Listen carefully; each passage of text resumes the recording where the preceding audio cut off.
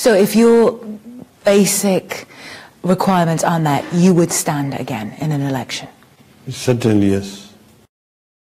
If our requirements are met, we will run for elections. We are ready yesterday because we have the people. So why should I fear going for an election? I know that I won. I know that I will win again. So I was ready yesterday for an election. But the conditions must be right so that we do not have a repeat of what happened last time. Isn't there a duty, perhaps, to stand aside if it saves Kenyans from the violence that we saw post the 2007 elections?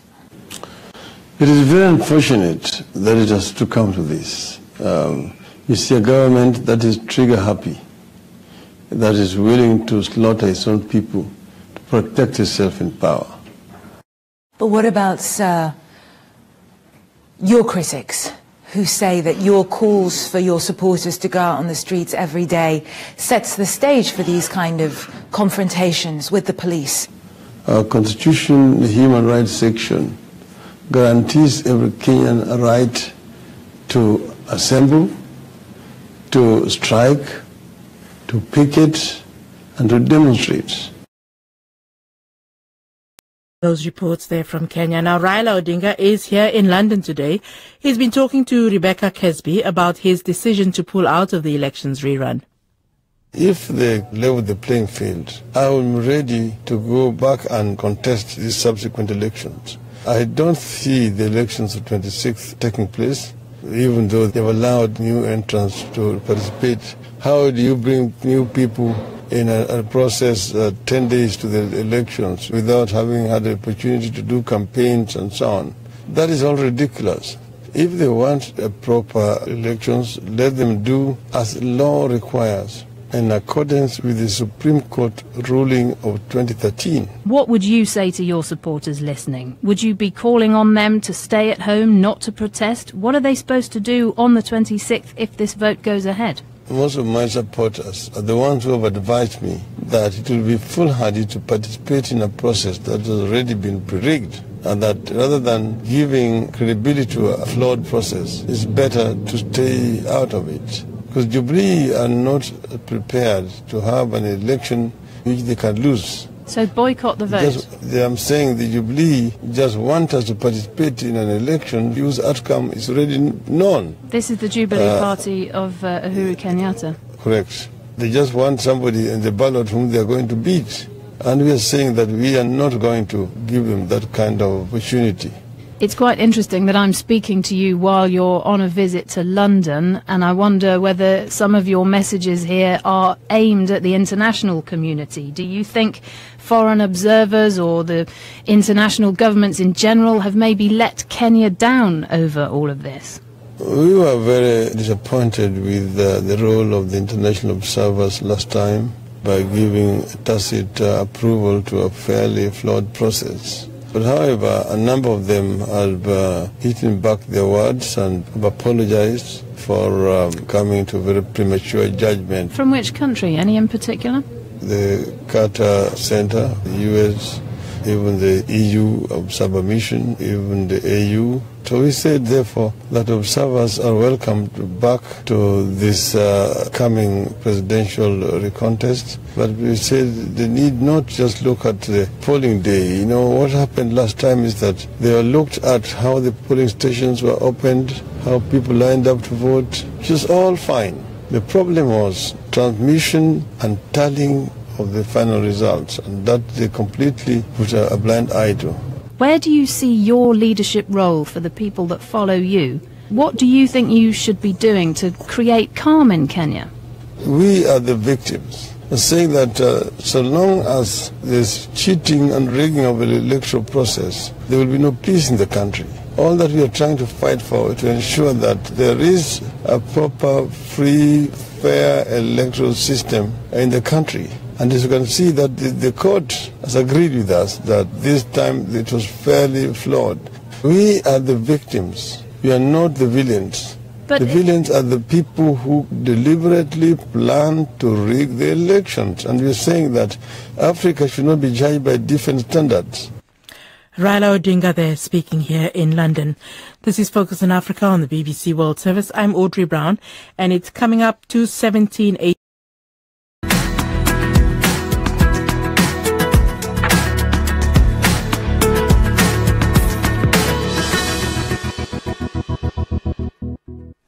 And you're still listening to DW's Africa Lane, coming to you live from our studios in Bonn, Germany. I'm Jane Ayeko Kemet. And I am Zipporah Nyambura.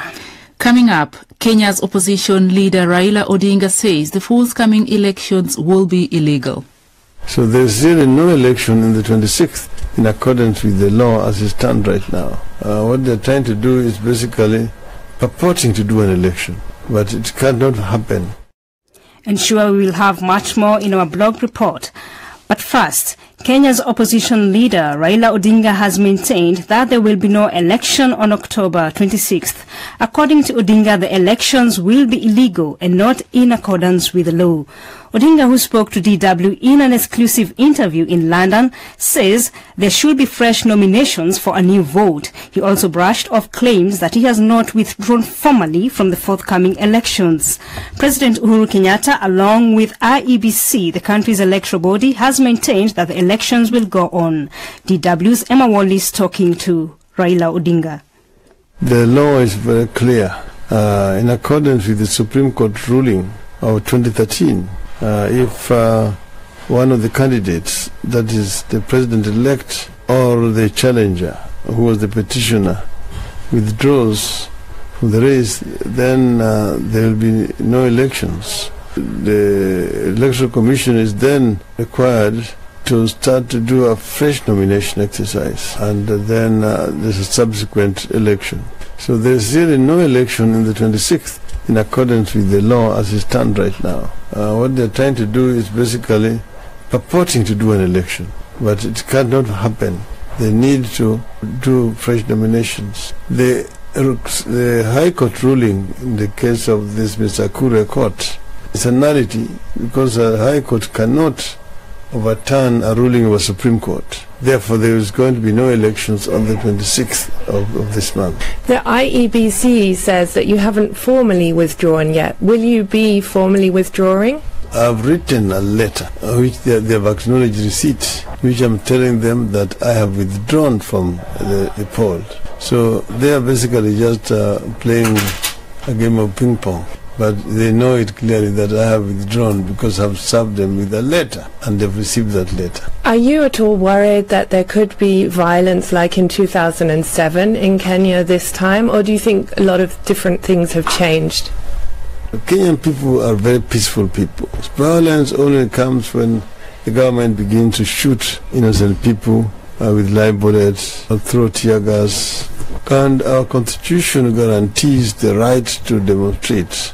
I've seen that your trip to London this time, you've been meeting with a lot of very important people. How has that been going in terms of your fight for free, fair and credible elections in Kenya? My visit here basically was about to come and brief the people here of the true situation in Kenya and how it can be helped, how friends of Kenya can intervene to ensure that Kenya does not degenerate into violence which would cause instability in the entire East African region. So I've been briefing people. When I arrived yesterday morning, I was welcomed by the Archbishop of Canterbury and I had a long discussion with him. He even prayed for me and prayed for Kenya, for peace in the country. Because as you know, they get just one-sided information from the government side through the High Commission and so on. Then I met a number of friends of Kenya who are in the civil society, who are in businesses in the evening. So I've had a very engaged encounter since I arrived yesterday. Do you think that you have lost any political momentum in pulling out now and hopefully restarting the election from the beginning? Not at all. I think the people of Kenya are very disappointed and they're very angry at what is happening right now. Far from it, the people actually are waiting to cast their vote. We have found ourselves preaching to the converted when we go, because our campaign is complete, so we have not lost any momentum. DW's Emma Wallis talking to Kenya's opposition leader Raila Odinga. Yes, and as you just heard that's his position, and we did take on that topic on our social media. The National Super Alliance boss Raila Odinga is set to jet back into the country this evening after concluding his tour of London. Odinga, who yesterday delivered a 1-hour lecture at the Chatham House in the UK, addressed issues on the staggering democracy in various countries in Africa, including Kenya. What has become the vogue is that elections are held as a ritual, which must be won by the incumbent at all costs. And the election of observers will come weeks before the elections, stay mostly in the capital cities. At the end of it, then give a verdict that though there may have been flaws here and there, by and large, it was the reflections of the will of the people. The opposition chief criticizing the West right at their doorstep of being behind struggling democracies in Africa by colluding with governments that he claimed have lost the people's support to cling to power. The magnitude of the challenge that Africa is facing today. Africa's elections are being judged not by how free and fair they are, but how peaceful. The performance of incumbents is getting judged by how they can be used to fight terrorism, no matter the human rights abuses that accompany. Raila Odinga withdrew from the repeat race 3 days ago, maintains that he will not sign Form 24A to formally withdraw from the race. These countries are reaping the democracy dividend that ensures sound management of public resources and political stability through regular, credible elections and peaceful and predictable transfers of power. These gains created a prolonged period of stability that allowed a new wave of investment. So far, so good throughout the picture. However, as I said at the start, these gains are threatened by the absence of sustained momentum for deepening democracy in Africa. NASA supporters in London celebrating Odinga's visit.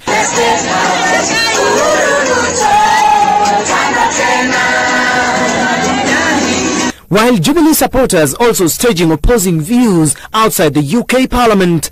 While in London, the former Premier held talks with various government officials where he called on the international community to step in and resolve the current standoff. As Odinga prepares for a touchdown later in the day, plans are already set for his grand return rally in the county of Mombasa tomorrow. With the historic Mamangina grounds expected to play host to the NASA Brigade. Stephen Letor, Citizen at 1.